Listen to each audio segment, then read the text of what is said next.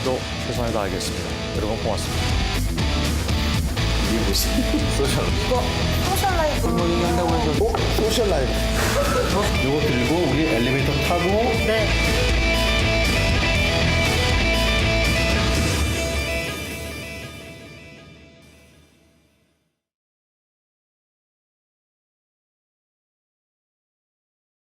입구로 향하는 발걸음이 분주합니다.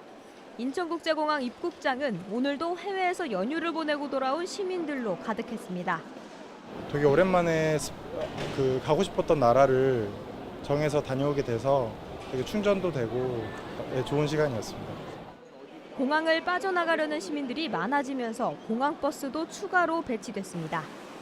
평상시 같으면 많은 시간이 아닌데 지금 어제하고 오늘 이 시간에 거의 지금 만성으로 나가거든요. 만차로. 여기 직원들 많이 힘들죠. 지금 땀 뻘뻘 흘리고.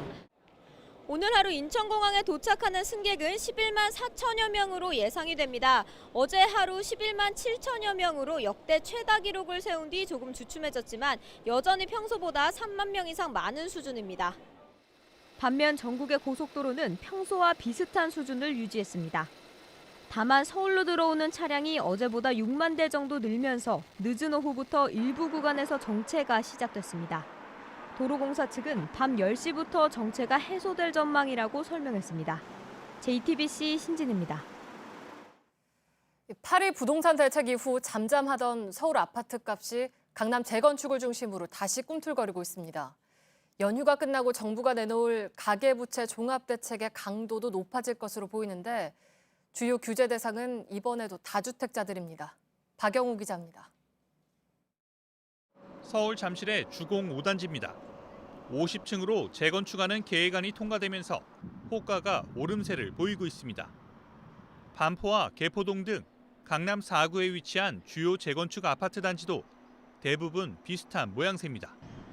한국감정원에 따르면 9월 마지막 주 강남 4구 아파트 가격은 전주보다 0.2% 올랐습니다. 한 주 전에 0.07%에 비해 눈에 띄게 상승폭이 커졌습니다. 이에 따라 정부도 이달 중순쯤 가계부채 종합대책을 통해 추가 규제를 내놓을 예정입니다. 특히 다주택자에 대해선 강도 높은 대출 규제가 더해져 사실상 신규 대출이 어려워질 것으로 보입니다. 핵심 수단은 내년부터 도입되는 새로운 총부채 상환 비율, 즉 신-DTI입니다. 이미 주택담보대출을 받은 사람이 추가로 대출을 받으려 할 때 지금까지는 기존 대출의 이자만 따져 갚을 능력이 있는지 심사했습니다.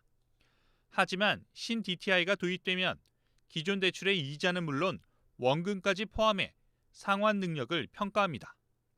그만큼 추가 대출을 받기가 까다로워지는 겁니다. DTI의 적용 범위도 현재 수도권에서 전국으로 확대될 가능성이 높습니다. 정부는 가계부채 대책에 이어 임대주택 확대 방안 등을 담은 주거복지 로드맵도 발표할 예정입니다.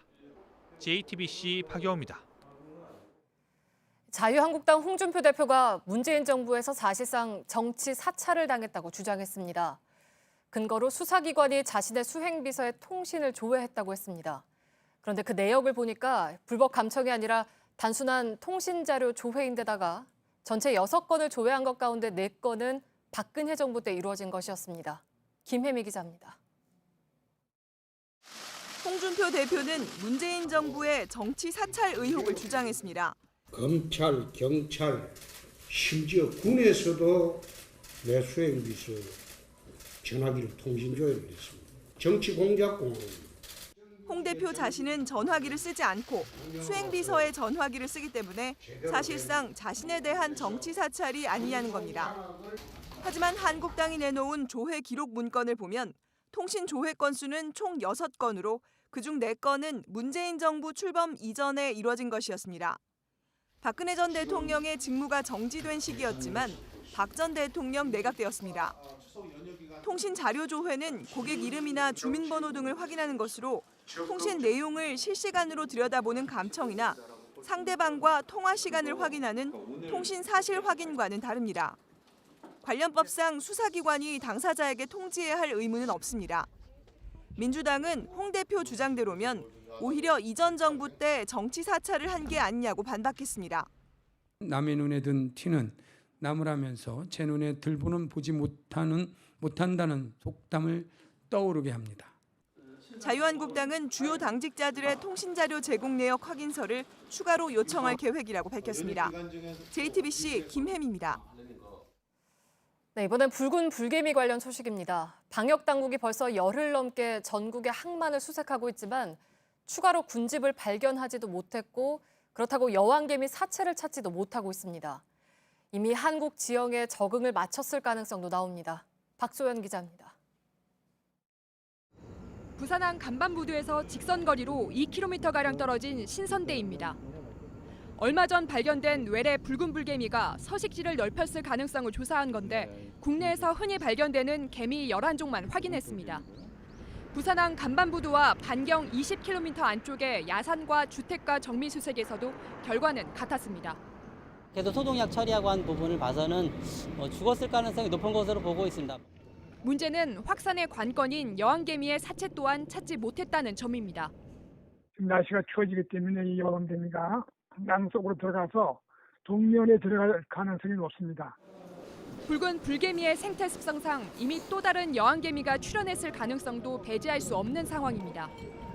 때문에 활동이 다시 시작되는 내년 봄을 포함해 2-3년 정도는 추적 조사를 계속해야 한다고 전문가들은 조언합니다.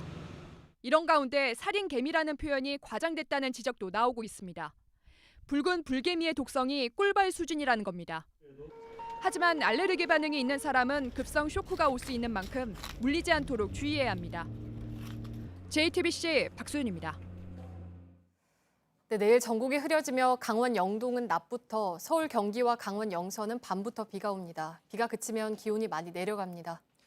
예, 오늘 휴일 연휴 마지막 날입니다. 뉴스룸은 조금 단축 편성해서 지금 여기까지만 진행하도록 하겠습니다. 뉴스룸 끝난 이후에는 소셜 라이브가 오늘 월요일이기 때문에 진행이 됩니다. 어금니 아빠 사건에 대해서 사회부 취재기자들이 준비하고 있습니다.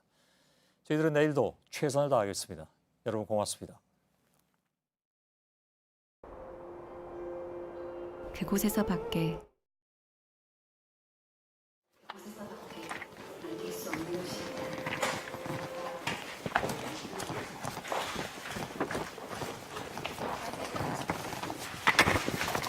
어서 오세요. 안녕하십니까.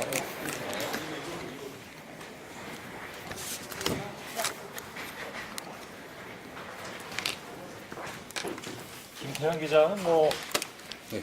많이 나왔었고 그죠? 예. 서여정 기자가 좀 뜸했다가 나오는 거고. 네. 오선민 기자는 처음이지만 네. 신입 사원이잖아요. 네, 그러니까 금년 초부터 일했잖아요. 네 맞습니다. 네. 마이크가 늘 모자라군요. 이거 잠깐만 줘볼래요? 네.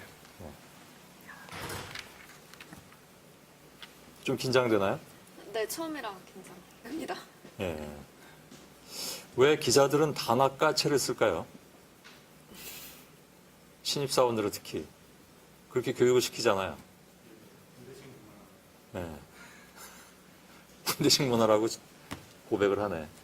그렇게 뭐 이렇게 예전처럼 이렇게 강요하거나 이런 거는 그렇게 심하지 않은데 오선민이 저를 되게 쳐다보네요. 이런 말을 하니까. 예전보다는 좀 낮은 것 같은데요. 그래도 네. 예, 요새는 그렇게 크게 뭐 군대식 문화가 이렇게 남아있다거나 이렇게 하기까지는 좀 무리인 것 같습니다. 그래도. 네. 예. 아, 그건 본인 생각이고 오선민 씨의 생각은 또 다를 수도 있죠, 그죠? 저는 저희 사회 2부 기동팀 선배들을 굉장히 존경하고 어쩔 줄 모르는 거. 그런 마음에서 그런 얘기는 안 해도 돼요. 평소에 약간 좀 그런 면에서 불만이 좀 있었어요. 예. 왜 신입사원, 특히 신입사원들 들어와서 뭐 길게는 한 2, 3년까지도 단아까체를 쓰는 바람에 이게 무슨 요즘 세상에 이런 문화가 있을까. 물론 뭐 그런 그 규율 이런 것들이 조직 생활엔 일정 부분 필요한 부분도 있겠지만 어떤 그 자유로움 이런 것들과는 좀 배치가 되잖아요. 더더군다나 됐어요. 그냥 그 정도 얘기하고 이제 단아카체 쓰지 마세요. 아, 네. 노력하겠습니다. 네, 노력할게요. 그러면 노력할- 되잖아요. 네. 네? 노력할게요. 네. 네. 왜 김태형 기자 눈치를 보죠? 아니. 아, 그건 아니고. 네. 아, 그래요? 네. 김태형 기자가 이렇게 잠깐만 비춰봐 주실래요? 분기반장처럼 보이기만 했지 사실은 굉장히 부드러운 선배잖아요. 제가 잘 알고 있어요. 네. 그만합시다. 네. 본론으로 들어가죠. 오늘 뭐 추석 연휴 때 역시 뭐 가장 많은 사람들의 관심을 끈 사건 사고 좀 평온하게 지나갔어야 되는데 워낙 뭐 이건 뭐 엽기적인 그런 일이라서 많은 분들이 좀 관심을 가졌던 사건인데 그걸 이제 취재한 기자들이 나와 있는 거죠. 못 쉬었겠습니다, 그죠? 네, 저는 집에서 쉬다가 올라왔습니다. 이 아, 그래요? 건 때문에. 아, 호출을 받았군요. 예. 네, 제가 그 일을 하는 날이기는 했는데 요것 때문에 이제 너가 내일부터 요거를 맡아야 된다라고 예. 이제 얘기를 들었어요. 그렇군요. 예. 뭐 직업이 그러니까 할 수 없죠.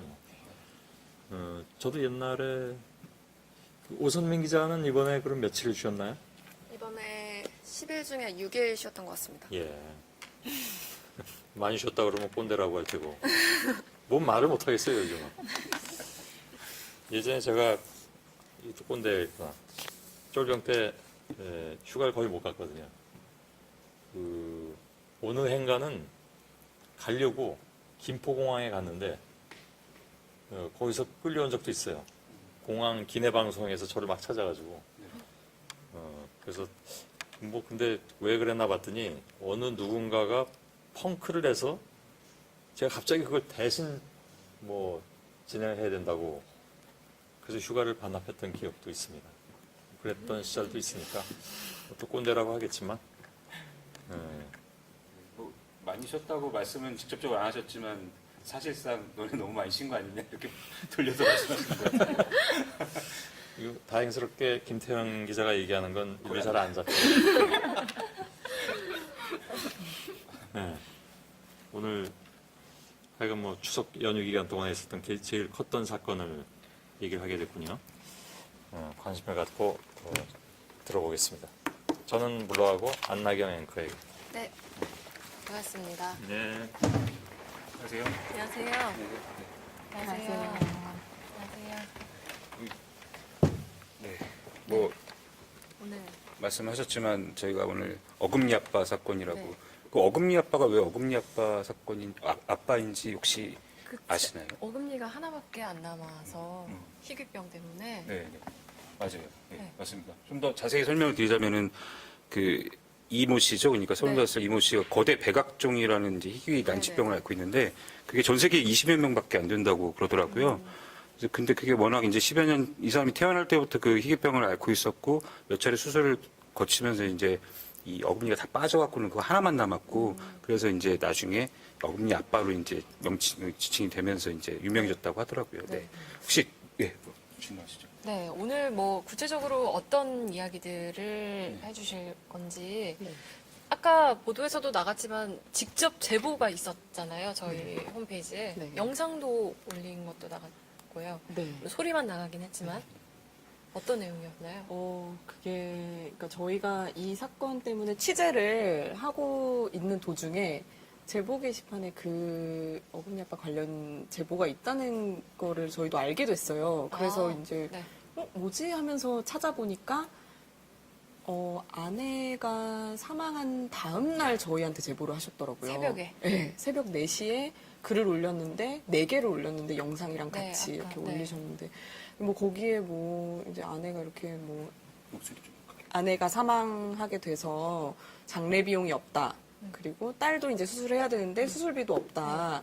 이게 내가 이렇게 힘든데 조금 후원을 좀 필요하다. 네. 여기 홈페이지로 들어오면 계좌가 있다. 네. 이런 식의 제보가 왔었거든요. 저희가 그걸 나중에 발견을 하게 된 거죠. 그럼 그 글 하나랑 나머지 3개는 그러니까 영상이었던 네, 그러니까 이분이 네. 이분이 이제 영상을 용량이 크다 보니까 나눠서 올리면서 내용을 똑같이 복사 붙여넣기를 해가지고 글을 4개를 올리셨던 거예요. 네. 자세한 이야기는 이따가 구체적으로 풀어드릴 거고 우리 신입 막내 기자는 어떤 얘기를 주로 들려줄까요? 오늘 첫 출연인데. 네, 첫 출연인데 이제 뭐 효정 선배도 그렇지만 저희는 이제 현장에 그 실제 중랑구 그다음 도봉구 현장에 계속 이제 취재를 며칠째 했었기 때문에 그럼 현장에서 이야기들 그 뉴스에 다 진짜 담지 못했던 이야기들을 좀 위주로 전달해드리고 싶어요. 네. 네. 관련 구체적인 내용들 어떤 이야기들을 해주실지 저도 유튜브로 함께 보겠습니다. 감사합니다. 네, 수고하세요. 네, 안녕하세요. 다리를 좀 재배치를 해야 되는데 내가 무게중심을 맞추려고 좀 가운데. 네. 네.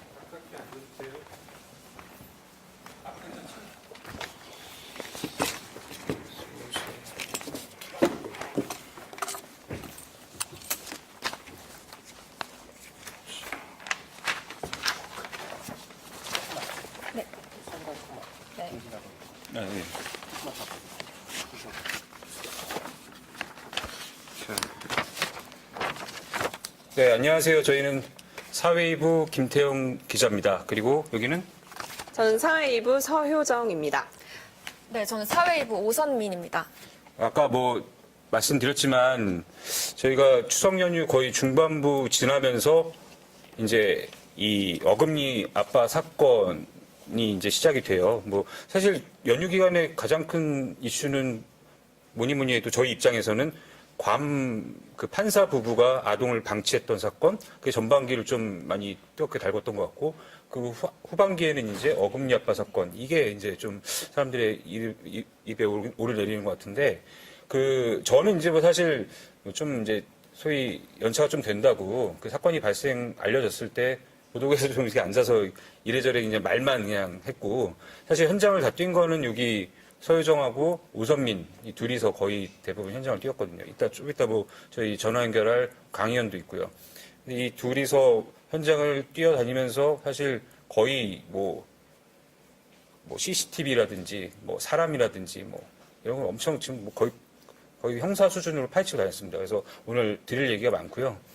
자, 이제 시작을 하자면은 사실 이게 뭐 연휴 기간에 뉴스 또 많이 안 보셨을 수도 있어서 좀 이제 사건 개요부터 좀 간략히 설명을 드려야 될 것 같아요. 그래서 이 사건 처음부터 취재를 했던 서효정이 한번 사건 개요를 간략하게만 좀 말씀을 해주신다면? 네.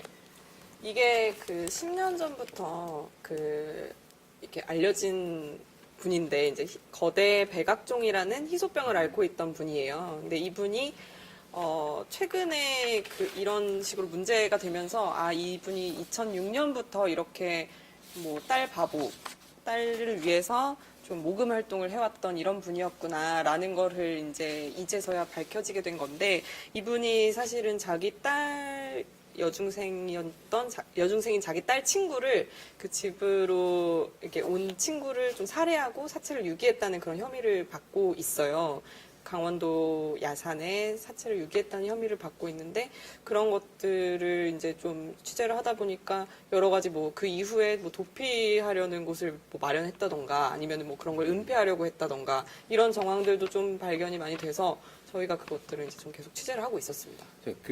뭐 이제 간략히 이제 사건 설명을 드렸는데, 사실 이게 알려진 거는 강원도 영월에 지난 6일이죠. 금요일에 강원도 영월의 한 야산에서 여중생 시신이 이제 옷이 벗겨진 채 발견이 돼요.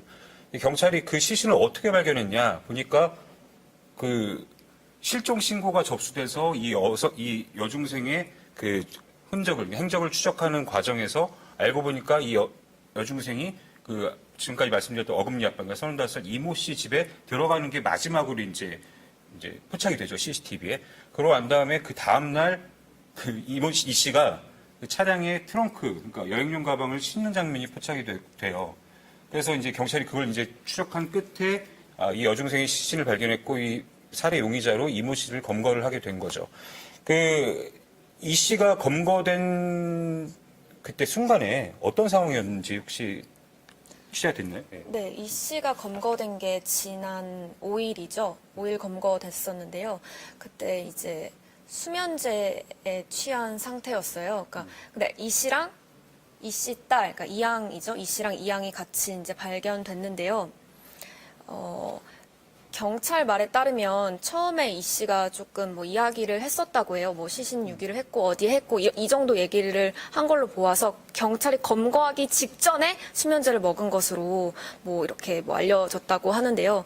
그래서 이제 수면제를 취한 상태로 경찰한테 검거가 됐고 이제 좀 조사가 좀 원활히 되기 어려운 의식 저하 상태라서 병원으로 옮겨져가지고 그 이 씨랑 이 양은 지금 이렇게 회복을 계속 하고 있었는데 이제 어제 이 씨 회복해서 처음 조사를 시작했고요. 오늘 이 양도 이제 회복을 해서 조사를 시작했다고 합니다. 그러니까 이게 이 씨하고 이제 이 씨 딸 둘 다 그 조사가 됐어요. 근데 이 사람들이 보니까 일부 혐의는 인정하고 일부 혐의는 또 부인을 하고 있더라고요. 어떤 거예요 지금? 이 씨 같은 경우에는 그 사체 유기한 거는 처음부터 인정을 했어요. 그러니까 경찰이 들이닥쳤을 때 검거 직전에 수면제를 먹었다고 추정을 하는 게 들이닥쳤을 때는 정신이 되게 멀쩡했대요, 그분이. 그래서 다 설명을 했대요. 뭐 야산 어디로 가면 뭐 어떤 낭떠러지가 있는데 그 뭐 물타리를 지나서 여기로 가면은 여기에 했다. 뭐 이런 식으로 구체적으로 자세하게 설명을 했고 그래서 이제 사체 유기는 인정을 한 건데 근데 이제 어떻게 그 여중생이 죽었냐 이거에 대해서는 이제 말이 달라요. 그러니까 그 경찰 쪽은 살해를 했다고 보고 있는 거고 이모 씨 같은 경우에는 아니다. 자기가 그 전에 이제 자기 아내가 자살을 한 그게 있었는데 이제 자기가 아내를 따라가려고 사준 수면제를 이 양이 모르고 먹고 영양제 안에 숨겨져 있었는데 그걸 모르고 먹어서 그래서 이제 이 양이 사망을 하게 됐고 그런 거다. 사체 유기는 했지만 자기는 살인하지 않았다라는 건데요. 근데 경찰은 또 이제 만약에 이제 자기 딸의 친구가 놀러 와서 이렇게 갑자기 뭐 약을 잘못 먹고 정신을 잃었다, 숨졌다 이러면은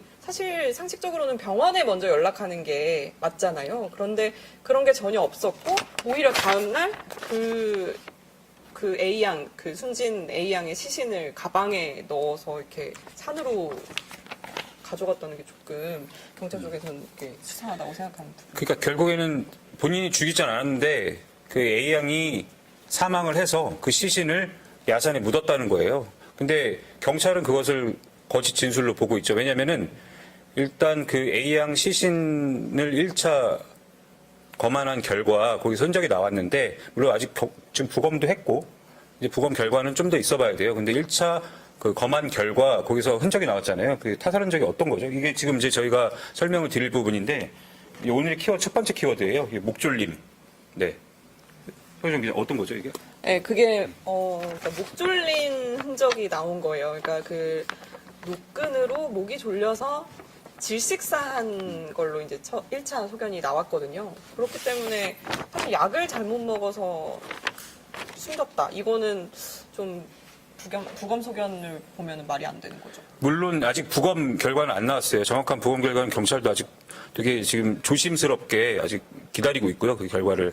그래서 뭐 약물이 검출이 됐냐 이런 거에 대해서는 아직 저희가 말씀드리긴 좀 어려운 상황이고요.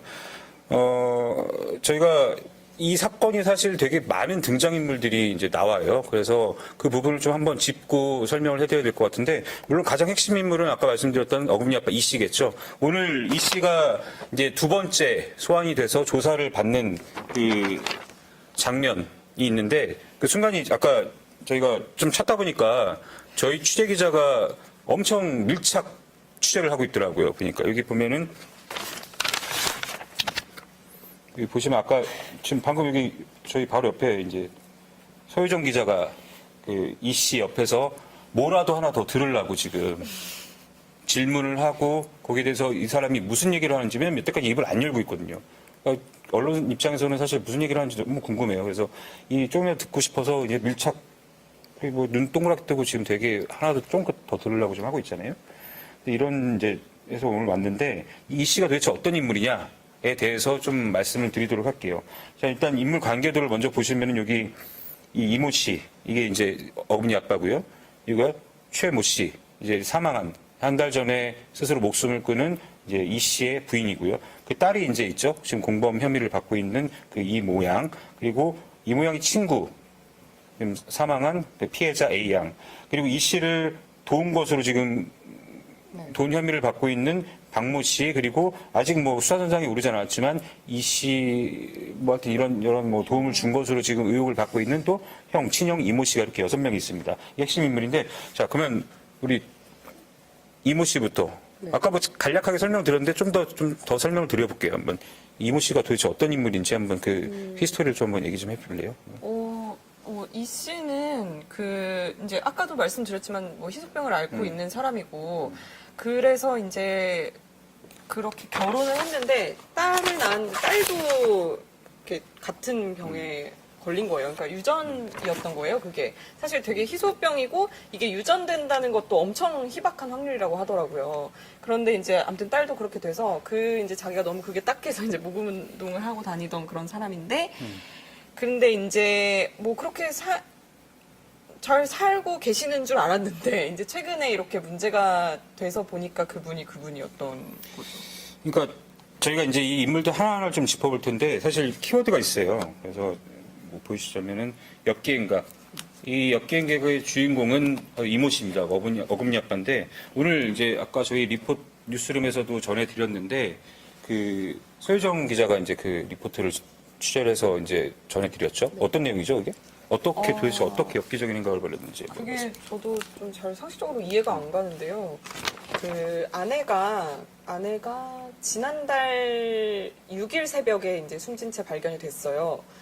그 자택에서 떨어져서 투신해서 사망을 한 걸로 됐는데, 그런데 이제 그 이후에 아내의 시신 옆에서 이렇게 자기 핸드폰을 이렇게 들고 찍은 것 같은데 동영상으로 자기 아내랑 뭐 아내한테 말을 거는 듯한 미안하다, 내가 너의 억울함을 풀어주겠다 이런 얘기를 하면서 이제 아내가 이제 시신에 뭐 입을 맞추고 그 발등에도 입을 맞추고 뭐 아내를 이렇게 막 쓰다듬고 약간 그런 내용의 영상이었거든요.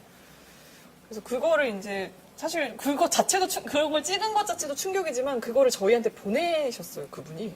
그러니까 범행하고 나서 죄송합니다. 그 아내가 자살을 한 지 하루 만에 저희한테 새벽 4시에 제보를 하셨더라고요.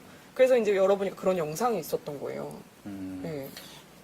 예, 저희가 이 씨 좀 엽기적인 행각은 잠시 뒤에 또 이어서 좀 전해드리고, 지금 현장에 중랑경찰서, 그러니까 수사를 지금 하고 있는 중랑경찰서 현장에 저희 취재기자가 나가 있습니다. 강희연인데요. 이 오선민하고 동기입니다. 막내 기자고요. 지금 뭐 며칠째 계속 경찰서와 그 사건 현장을 오가면서 지금 열심히 취재를 하고 있습니다. 한번 연결해서 저희가 뭐 지금 수사 어떻게 진행되고 있는지 한번 물어볼게요. 들리니? 네, 안녕하십니까. 자기소개 좀 해줘.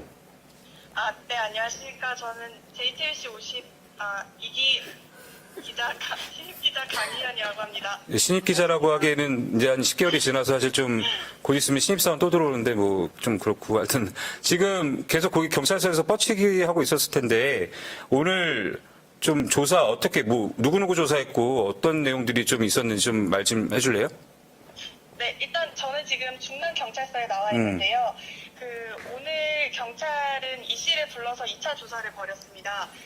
2차 조사는 한 4시 10분쯤에 이제 시작이 됐었는데, 처음에 이제 등장을 했었을 때 이 씨가 어제 1차 조사 때랑은 좀 다르게 이제 휠체어를 타고 있기는 했었지만, 오늘 들어가서 조사를 받겠다 이렇게 얘기를 했기 때문에, 처음으로 이제 발언을 했기 때문에 약간 조사가 좀 제대로 이루어지지 않을까 이런 좀 기대도 있었습니다. 그런데 이제 그리고 또 어제 1차 조사에서는 이제 유기 혐의에 대해서는 이미 이 씨가 좀 혐의에 대해서 인정을 했기 때문에 2차 조사 때는 이제 좀 살해 혐의에 대해서 좀 입증을 하겠다, 그러니까 주력하겠다 이런 경찰 쪽에서 약간 좀 그런 입장을 보여왔었는데요. 그런데 막상 이제 조사가 시작되고 나서 한 1시간 정도, 원래 한 4시간 정도 예상을 했었는데 한 1시간 정도 만에 조사가 끝났습니다. 그래서 조사가 이렇게 좀 일찍 끝난 이유에 대해서 좀 취재진이 그 경찰 쪽에 물어봤더니 좀 너무 횡설수설을 해서 뭐 제대로 조사가 이루어지지 못했다 이렇게 밝혔는데요. 뭐 예를 들어 어떤 발언이 나왔냐면 뭐 너무 뭐 시간을 주면 얘기를 하겠다 이런 그런 발언을 하면서 좀 횡설수설하는 모습을 보여서 오늘 조사가 좀 제대로 이루어지지 못했다고 합니다. 그리고 또 오늘 이 씨도 조사를 했고 희연아. 숨 좀 고르면서 좀 하자. 숨 너무 차는 것 같아. 리포트 하면서 할 필요는 없고, 연결하면서 이렇게. 오늘 이제 딸도 조사했잖아. 네. 딸은 뭐 제대로 좀 조사가 됐어요? 어때? 예. 그 딸은 원래 어제까지는 좀 의식을 차리지 못한 상태여가지고 조사를 못했었는데요. 근데 이제 오늘 오전쯤에 이 씨 딸인 이 양이 이제 정신을 조금 이제 차리기 시작하면서 오늘 오후 3시쯤에 경찰이 병원에 가서 조사를 했다고 합니다.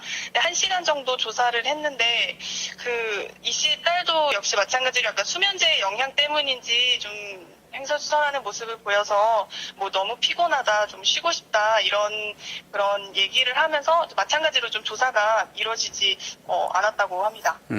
네, 알겠습니다. 지금 뭐 현장에서 계속 뻗치기 하고 있는데 지금 다 조사 받고 돌아갔죠? 네네, 6시쯤에 이제 이 씨는 병원으로 갔고요. 네, 다 완료된 상황입니다. 종료된 상황입니다, 여기. 네, 알겠습니다. 그러면 이제 퇴근해도 좋습니다. 네. 감사합니다. 네. 그래서 이제 저희가 이제 지금 뭐 수사 진행되는 상황 간략히 좀 얘기를 말씀드렸고 아까 이제 엽기행각 뭐 말씀드리다 말았는데 이 씨가 사실 저희한테 제보한 내용뿐만 아니라 좀 뭐 많아요. 소혜정 기자가 아까 뭐 이 씨의 전화번호를 저장하고 아주 경악을 금치 못했다고 했는데 그 내용도 한번 말씀해 주시죠. 네, 그러니까 제가 이 씨가 저희한테 제보할 때 번호가 적어 놓으셨더라고요. 그래서 그 번호를 저장을 해봤는데 SNS도 같이 이렇게 연동이 돼서 뜨는 그런 게 있었어요. 그래서 거기를 이제 들어가 봤더니 자기가 온몸에 문신을 한 그런 사진이 있으면서 거기에 제가 35년 산 오빠 뭐 이런 식으로 적혀 있어서 눈가로 뭐 이런 것도 있었죠. 좀 이렇게 비속어 같은 것들도 좀 있고 그리고 이제 그게 약간 지금까지 어금니 아빠, 딸바보 이런 이미지랑은 너무 상반되는 그런 사진이었던 거예요, 저한테는. 그래서 일단 1차로 깜짝 놀랐고 그리고 외제차 사진이 되게 많았어요. 실제로도 우리 주변에 취재하다 보니까 카센터 사장님이 말씀하시지 않았어요? 네. 실제로 이제 이 씨랑 이 양이 살았던 그 집 주변의 이웃 주민들을 이제 이야기를 해보니까 외제차 딜러인 줄 알았다. 외제차가 맨날 바뀐다. 외제차가 항상 몇 대씩 주차가 돼 있어서 나는 그 외제차 튜닝해서 인테리어해서 이렇게 파는 딜러인 줄 알았다라는 얘기를 했었습니다. 네. 그러니까 우리가 아는, 저희가 이 씨 어금니 아빠를 언론을 통해서 그동안 알아왔던 이 어금니 아빠는 또 다른 이면을 갖고 있다. 이렇게 해석을 할 수 있는 거죠. 그리고 이제 아까 참 간략하게 말씀드릴게요. 좀 시간이 없다고 해서 일단은 이 모양은 지금 현재 이모 씨랑 함께 시신을 유기하는데 같이 계속해서 동행을 하거든요. 그래서 공범 혐의를 받고 있고 그리고 이 박모 씨도 구속이 됐어요. 왜냐하면 이 범인 도피를 도와준 혐의로 지금 현재 구속이 됐어요. 그래서 이렇게 2명이 이제 공모 혐의를 받고 있고요. 자, 그다음 이제 저희가 그래서 말씀드리려고 했던 게 공범자들 키워드입니다. 다음 키워드가 이제 가짜 알리바이입니다. 이게 사실은 핵심인 것 같아요. 지금 이 씨는 계속 살인 혐의에 대해서는 부인을 하고 있어요. 시신 유기 혐의에 대해서 인정을 하고 있는데 그래서 그거를 혐의를 이제 부인하는 과정에서 내세우는 그런 여러 가지 주장들이 있잖아요. 뭐가 있어요? 저희가 오늘 이제 공개한 영상이 이제 트렁크를 같이 이제 싣고 이 씨랑 이 양이 같이 차를 타고 나가는 영상을 보면요. 이 양이 이제 어머니의 영정 사진에 추정된 액자를 갖고 있어요. 그게 이제 나중에 영상으로 물론 공개되지 않았습니다만 동영상 유서를 남겼어요.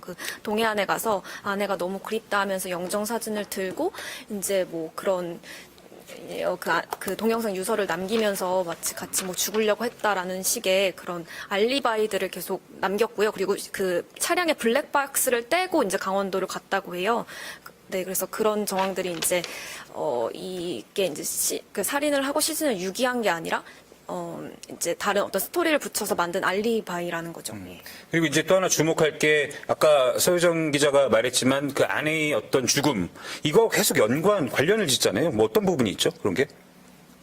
네, 아내 죽음 이후에 이제 자기도 뭐 따라가려고 수면제를 마련해 놨는데 그거를 이제 이 A양, 그 숨진 A양이 먹었다 이런 식으로 아내 죽음하고 계속 연관을 짓고 있는 거예요. 그렇죠. 그리고 또 그 유서 형식의 글을 인터넷 자기가 운영하던 홈페이지에 올렸어요. 지금 이제 폐쇄가 됐는데 그 홈페이지에 올린 글을 보면은 뭐 딸에게 미안하다 그리고 아내의 뒤를 따라가겠다 뭐 이런 취지로 이제 글을 올렸잖아요. 근데 그 올린 글의 시점을 보니까 본인이 체포된 이후예요. 그 체포된 이후에는 사실 구속이 된 상태니까 뭐 어떤 뭐 인터넷에 글 올리거나 이런 행위가 할 수가 없는데 그걸 올린 거죠. 알고 보니까 그것도 친형이 대신 올려준 거예요. 이런저런 정황을 봤을 때 사실 이게 살인 혐의를 피하기 위해서 뭔가 사전에 좀 치밀하게 준비를 한 것 아니냐.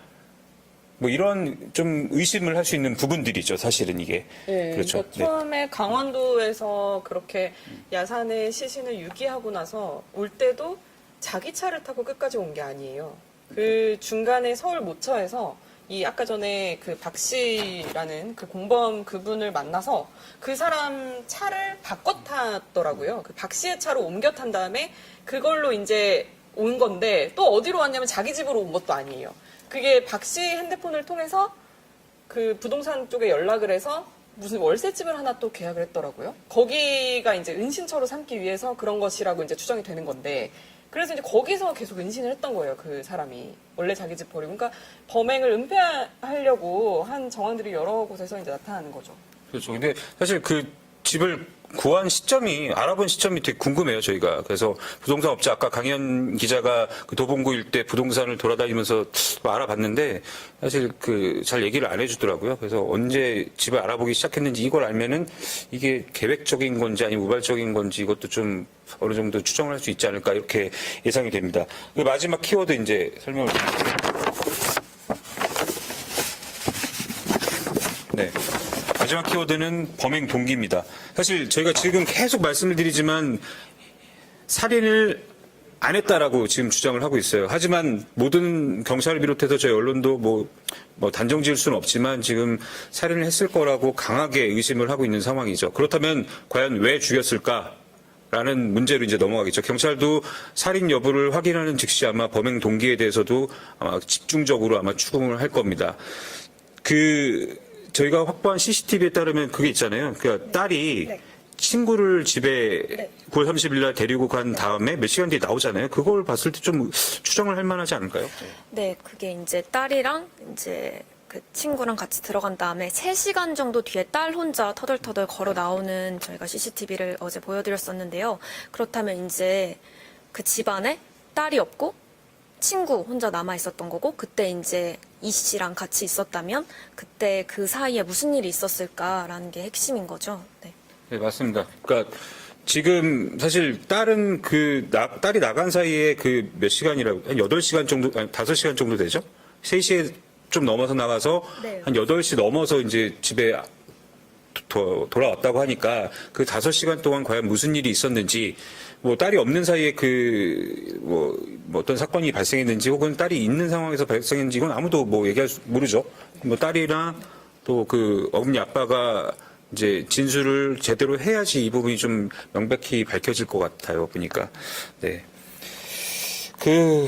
참 저희도 설날 연휴, 사실 오늘 마지막 날이라서 이 마지막 날 같지도 않죠, 사실. 저희는 뭐 이미 출근했고, 뭐 소셜 라이브까지 하게 돼갖고는 이게 뭐 연휴인지 평일인지 좀 헷갈릴 정도인데, 어쨌든 그만큼 저희가 이 어금니 아빠 사건 같은 경우는 여러분들께 좀 이 취재 뒷얘기도 좀 전해드리고, 사건의 뭐 지금까지 진행된 사건의 어떤 진행 상황이라든지 이런 거를 말씀을 드려야 된다고 필요성을 느꼈기 때문에 이렇게 나서게 된 겁니다. 네. 저희가 이렇게 사실 이 사건 되게 복잡하고 말해야 되는 것들이 되게 많아요. 이게 뭐 숨겨진 것도 많을 거고, 아직 수사가 안 된 것도 많을 거고, 취재가 안 된 것도 많을 거란 말이에요.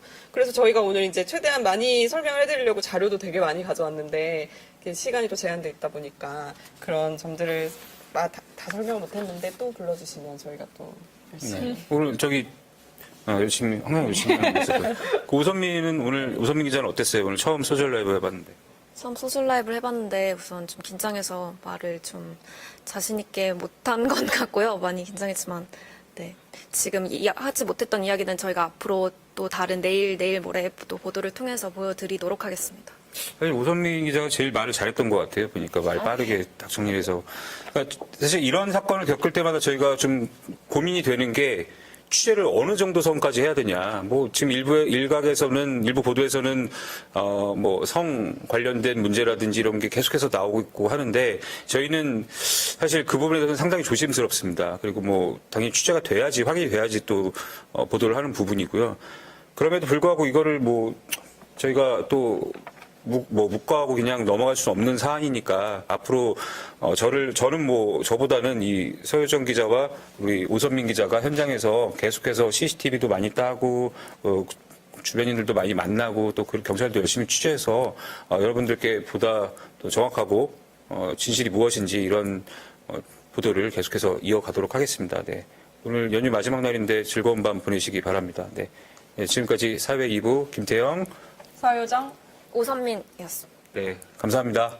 감사합니다.